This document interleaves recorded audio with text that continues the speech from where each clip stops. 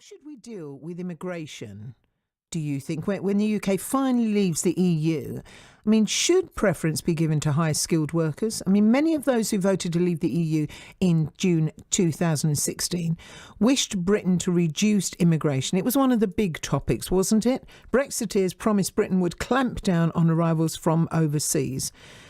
But with Brexit looming, at the same time as the royal baby, we're still unsure who will be allowed into the country after March next year. Well, a new expert report will shape the country's immigration policy when we cut ties with the EU. And an Essex student has played a big part in the study. Essex University student Julian Costas Fernandez was commissioned by the Home Office, and there are some really interesting findings. It reveals that immigrant workers tend to be more productive than those born in the UK. The report focuses on the impact of immigration, including wages and unemployment, the NHS, crime and house prices.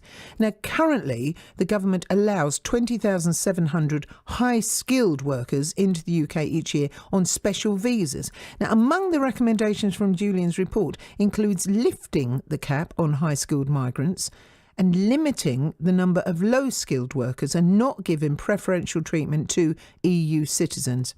Immigration, as we know, peaked in 2016 when around 300,000 EU citizens were estimated to have arrived in Britain. Tim Aker is a member of the European Parliament for the East of England for the UK Independence Party. Laura McAlpine is Labour's prospective parliamentary candidate for Harlow, and they join me now. Good morning to you, Tim.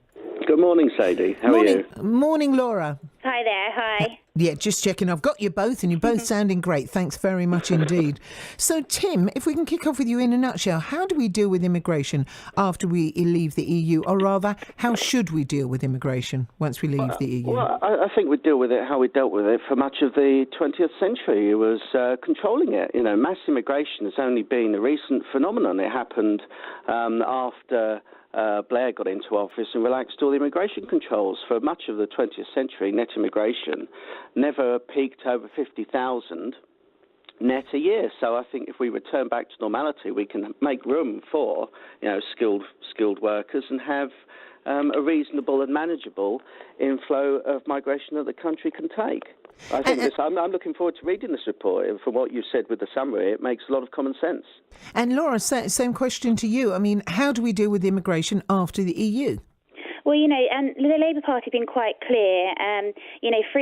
Freedom of movement of people will end once we leave the EU. And, our policies will be based on economic needs, balancing controls and existing entitlements. And, we can do this in various ways with work permits or visa regulations or a mix of these things, basically. And I've actually read the report, and it was very interesting. And I think actually it was quite a positive report. So, I think this is going to be a very interesting debate. Do you think, Laura, that it should be lifted, the cap on higher skilled workers, because we do need more nurses, more doctors, more teachers? Should it be lifted? Absolutely. I mean, I think, that's up for debate as well. I think what's more important is, we've got a lot of people in this country already that need work, and I think we've got to make sure that work pays, People like teachers, nurses, doctors, they've got to be paid properly, and at the moment, under this Tory government, they're just not. What do you think then, Tim? Do you think it should be we should accept more high-profile workers than low-profile workers, and should the wages go up for the people we've got in the country doing these jobs at the moment? Oh, absolutely. I mean, the Bank of England's shown that the mass immigration we've had has depressed wages and reduced the opportunities for British-born people. Now, from 20,000 high-skilled visas, you could turn that into 30,000, and there wouldn't be a problem. But the problem we've got now, and Labour's legacy carried on by our near-on useless Prime Minister Theresa May, is a complete open-door immigration. To get the immigration we've got at the minute, which stands between 200 to 250,000 a year, down to the manageable figures of 40,000, 50,000 net a year, is going to need, a lot more political courage than we've got. And I haven't heard anyone from the Labour Party even talk about that. I mean, their messages on immigration are as mixed as their messages on Brexit, frankly. Laura? Well, I think that, the Labour have been very, very clear. We are ending the free movement of people in the European Union, but what we're not going to do is we're not going to scapegoat migrants. And we're also going to put an end to the exploitation of migrant labour, undercutting workers' paying conditions here. We're going to be very, very strict, and we're going to come down very hard on overseas-only recruitment practices. And we're going to do that by working with trade unions and really putting the rights of workers first. So are you saying, committing the Labour Party to getting net immigration down to between 40 and 60,000 a year? I think that the Labour Party's aims is at the moment, their aim is to make sure that people that are working here are treated properly, that they're housed properly, that they're paid properly. That is primarily their goal, is to look after workers. We are the party for working class people, and that is what we're focusing on. Under Labour's watch, opportunities for working class people went down with wage compression, and that's a figure in the statistic from the Bank of England. Are you saying that you are going to bring net immigration down to between 40 and 60,000? Because Diane Abbott hasn't been clear about this. Jeremy Corbyn hasn't been clear about this, because we're looking at statistics where rents in England have gone up 23%. That's a lot more if you live closer to London. You're looking at one house having to be built every 4 minutes to keep up with current levels of migration. That's harming the younger people the most, because they're having to put their lives on hold to get on the housing ladder. Saying you want to be the party of workers, that's all very good platitudes. And if you are going to be the next government, you've got to come up with some concrete proposals to make sure people trust you on immigration, because at the minute, the platitudes and your record is shambolic. So are you going to get the figures down to a manageable level so that the country can get out of a housing crisis, that can start creating good, well-paid jobs for all the people in this country? But how do we... Carry on, sorry, Laura. Yeah, we can talk about numbers, and I've been very clear in what Labour Party policy is. But the problem is there's no good blaming migrants because of the shortage of housing. The problem is that housing in this country is now a commodity, and it's a big problem. Under this Labour government, under a Jeremy Corbyn-led Labour government, we are focusing on building 1 million affordable, truly affordable houses that are going to put people that actually live in the area first. Now, the problem is these landlords, that it's unregulated, the market is completely unregulated, and it's too tied up in the economy. And this isn't just in the UK, it's globally as well. And it's wrong, and we are going to focus very, very hard on putting a stop to that. Well, you know full well as I do, if you say you're going to build 1 million extra houses, the property developers aren't going to do that because they love a housing crisis. They're going to drip feed it to keep prices high. So that is a non-starter. Unless you're committing to the Labour government building 1 million council houses, I'll sign up to that. I'll support that. Well, you're talking about needing jobs. Very low on specifics. You're not saying anything about immigration. Tim, let Laura answer. You are talking about British people living here and the residents of this country needing jobs. What do you think building 1 million homes is going to do? It's going to create jobs. It's going to create construction jobs, all sorts of jobs. Labour's really focusing now on rebuilding Britain because of the mess that the Tories have left us in. And it's very, very important. We are all about well-skilled, well-paid jobs for people that live in this country. And I'm sorry that you don't agree with building 1 million houses, but that will absolutely help this economy and the people that live here. Well, I didn't say I disagree with that. I said it's completely unrealistic. Because, as well as I do, unrealistic because of why? Property developers do not go all out for a big housing programme because it will reduce the price, and they love the housing crisis. That's why they. What's your policy on housing? I'd love to hear UKIP's policy on housing, because I haven't really heard any policies at the moment. It's just a lot of pointing fingers. I'm not a spokesman on UKIP. What I can say with the Thurrock plan is that if you're looking to build in areas with high density, where there's already congestion on the roads, where there's no GPs, where there's crippling pollution as you got in Tilbury, that's ridiculous. Where are you going to put these homes?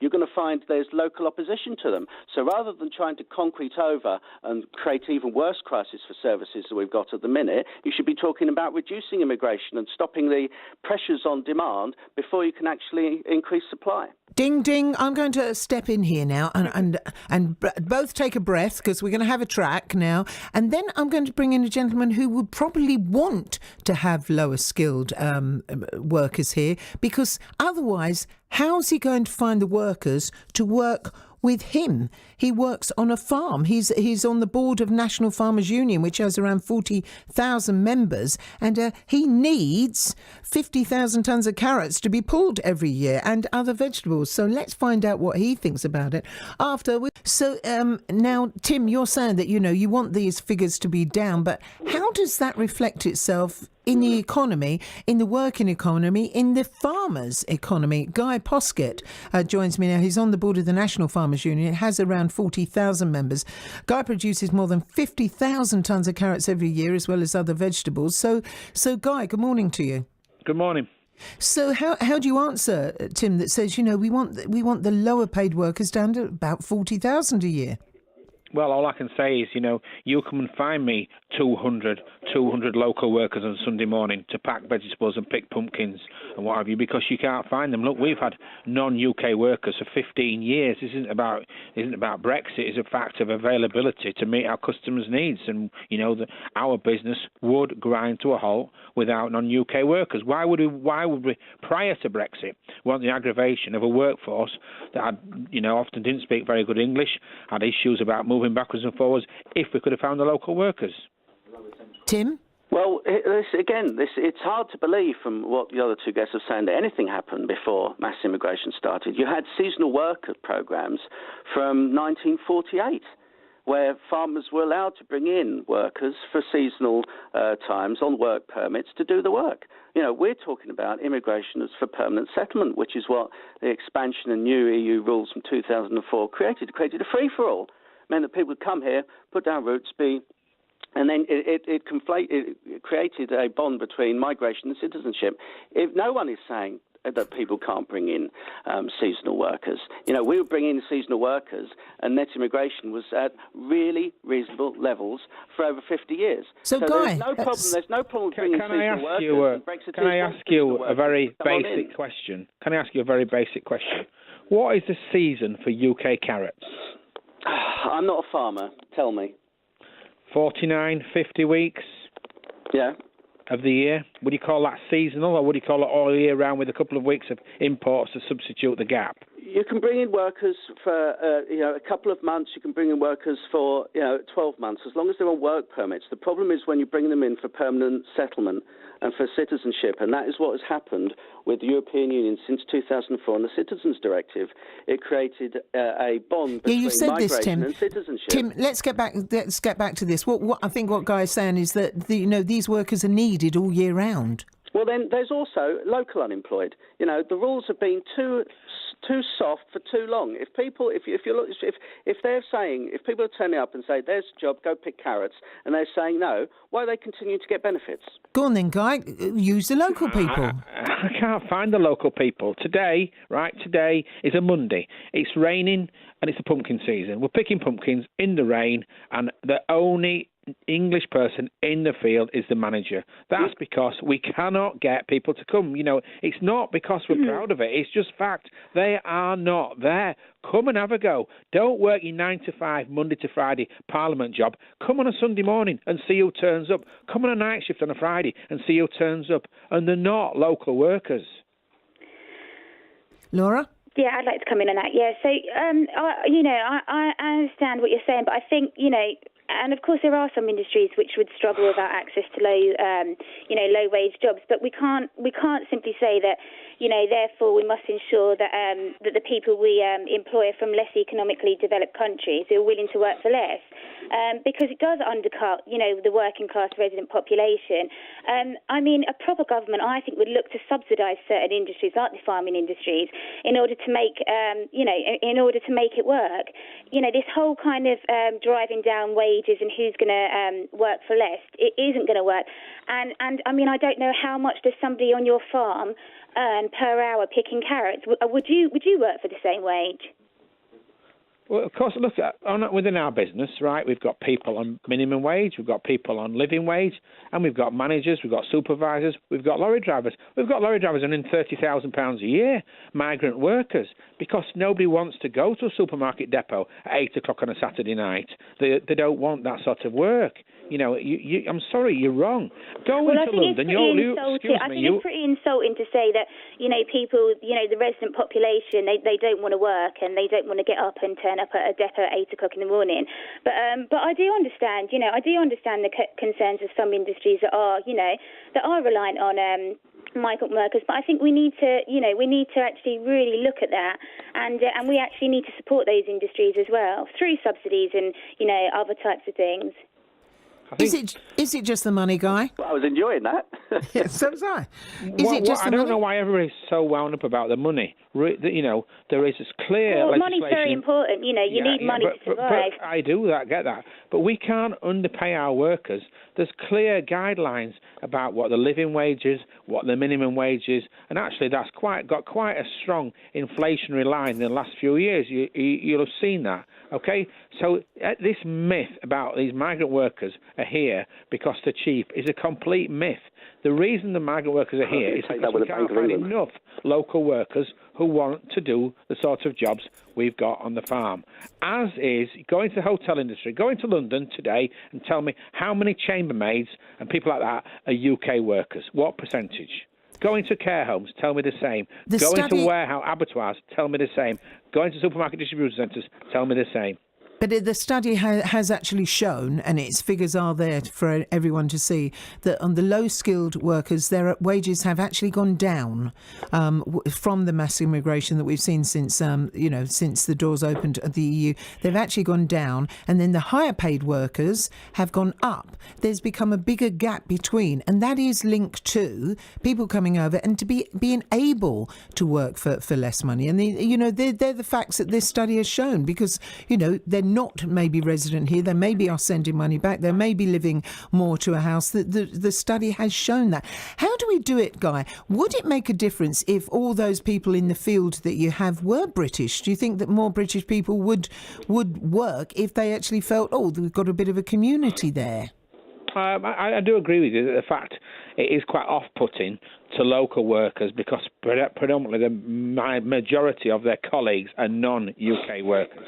I get that bit. But it's the work ethic and the need to deliver the customer's needs. And I'm 55 years old. I'm in this business for 35 years. And finding people that will support the customer's needs, particularly at weekends, is really, really difficult. But yet we all expect today and Monday to go into a retailer and buy fresh produce. Nobody even thinks who's packed it yesterday. But getting that support is not true. And when you get about unemployment, you tell me when you last walked by a shop or a pub or something that said staff wanted. That's because businesses can't find enough workers. And finally, I'd like to say one thing, right, about skill. To talk about skilled workers. So somebody that works a carrot packing machine or cuts a swede or cuts a pumpkin, what makes them not? That is a skill, just because they're not a heart surgeon. It's still a skill. Let's bring in and put these million houses. Places up and down the country, all over. There's brownfield sites. I mean, it isn't just a case of building on beautiful kind of greenbelt land.